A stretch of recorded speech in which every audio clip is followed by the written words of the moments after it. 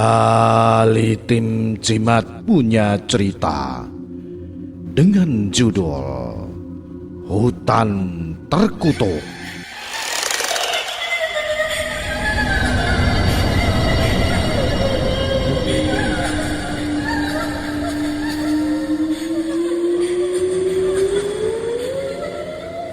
Cerita ini ditulis oleh Jairaka. Sebut saja namaku Arif.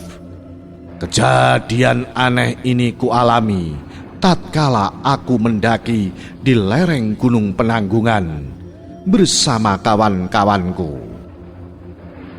Namun kejadian itu menjadi aneh dan pengalaman misteri bagi diriku.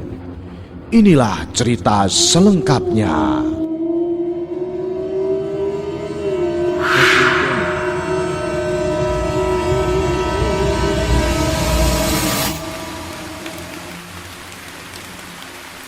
Cuaca berkabut sore itu.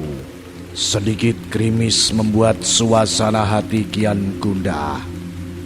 Sudah berapa lama aku berjalan menyusuri hutan Kaliandra yang kian gelap. Baju basah ditambah dengan beban yang terasa makin berat membuat langkah kaki ini tidak mau diajak kompromi.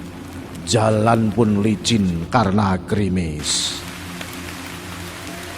Diriku begidik ngeri manakala kulihat cacing-cacing hutan menggeliat keluar dari persembunyiannya.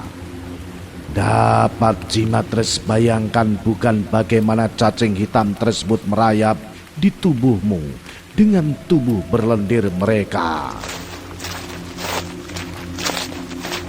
Seketika ku percepat langkahku. Ku tepis keras-keras bayangan binatang menjijikan itu dari pikiranku.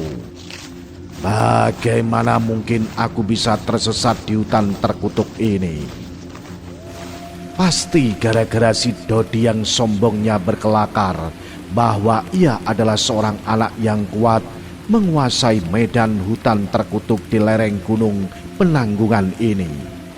Walaupun ia adalah anak tetua dukun desa sebelah. Aku yakin bahwa itu hanya akal-akalannya saja.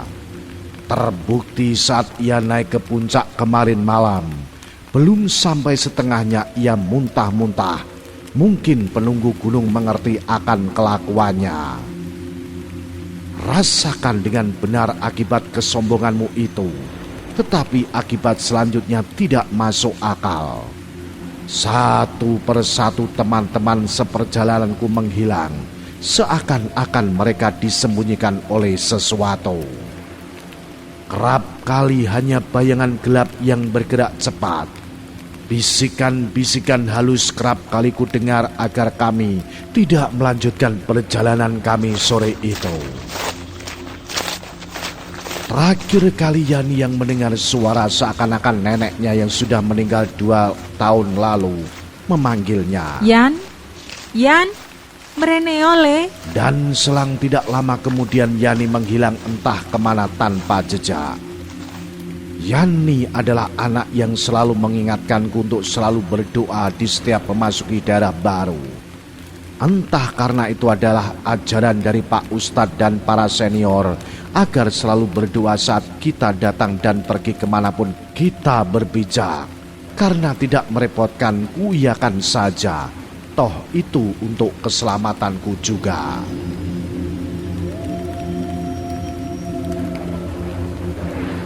Rencana awal pagi itu kami berlima berencana untuk menjelajahi hutan terkutuk di lereng Gunung Penanggungan yang katanya tidak ada seorang pun berani untuk memasukinya.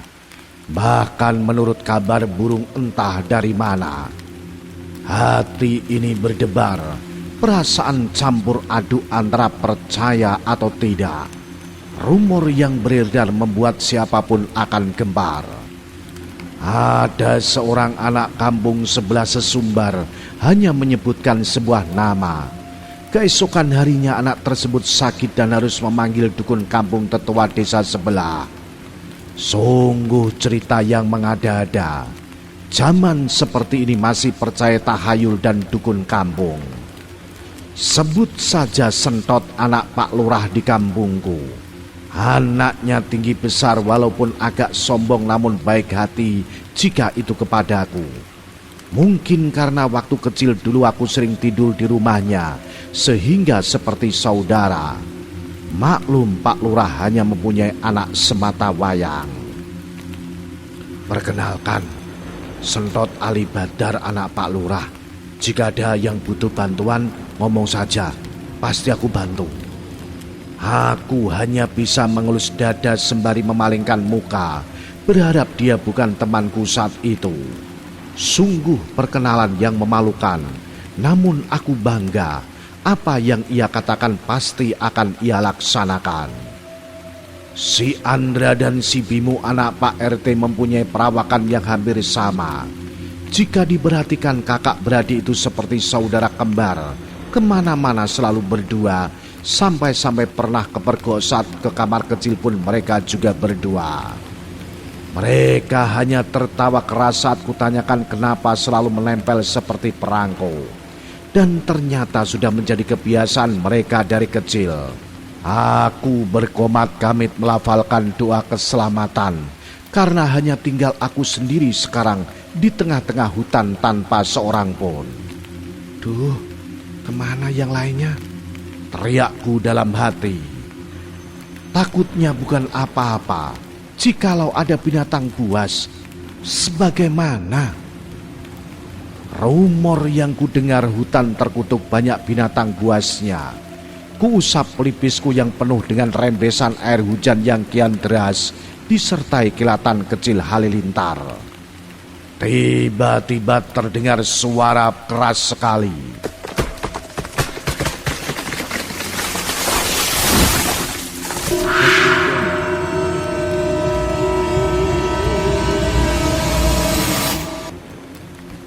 Terkesiap diri ini melihat batang pohon besar jatuh di depanku.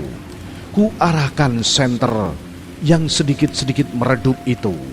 Kulihat sosok besar hitam berdiri di balik batang kayu besar yang jatuh tadi. Aduh, mati aku. Sosok itu tak bergerak.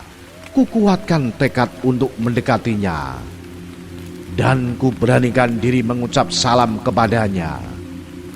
Assalamualaikum, ucapku dengan gemetaran. Tidak ada sautan. Kilatan halilintar kembali muncul, membuat hati ini menciut. Ternyata di depanku memang yang kuanggap sosok hitam besar itu. Benar saja, ku perhatikan lagi sosok besar itu tak bergerak. Kusipitkan mata seraya berkonsentrasi. Dan ternyata sosok itu hanyalah batu besar berdiri di depanku. Ku hembuskan nafas lega.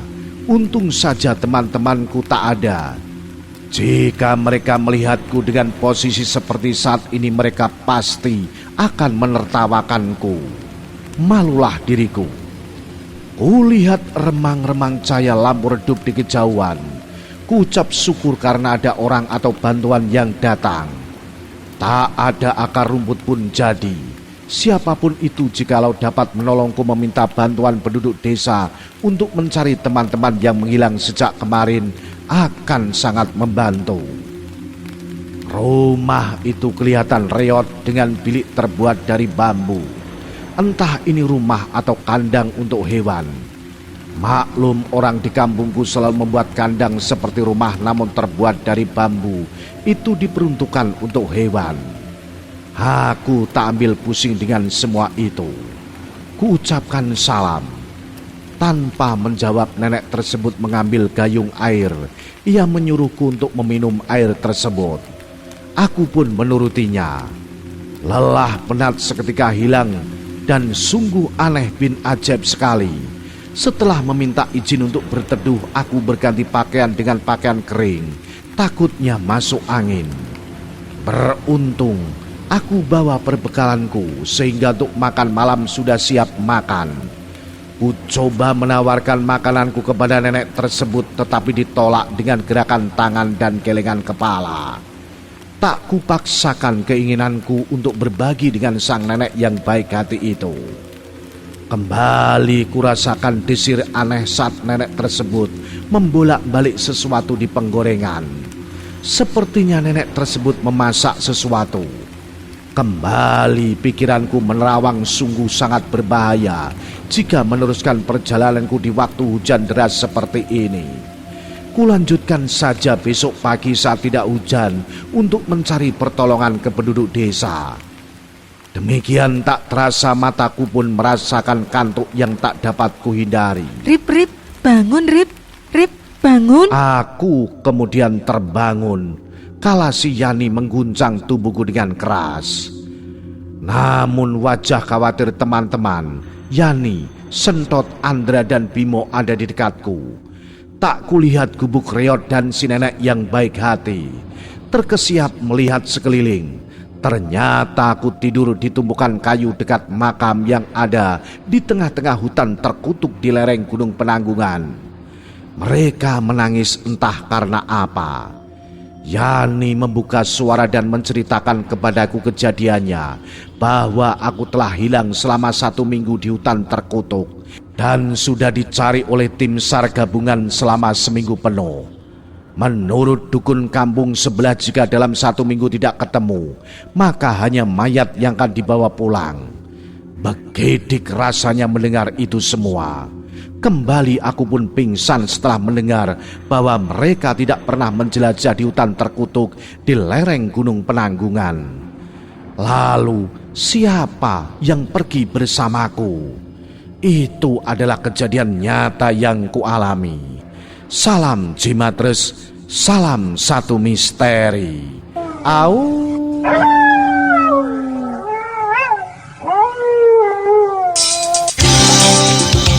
Dari Jalan Mongisi 126 Bojonegoro, inilah 95 FM Istana Radio.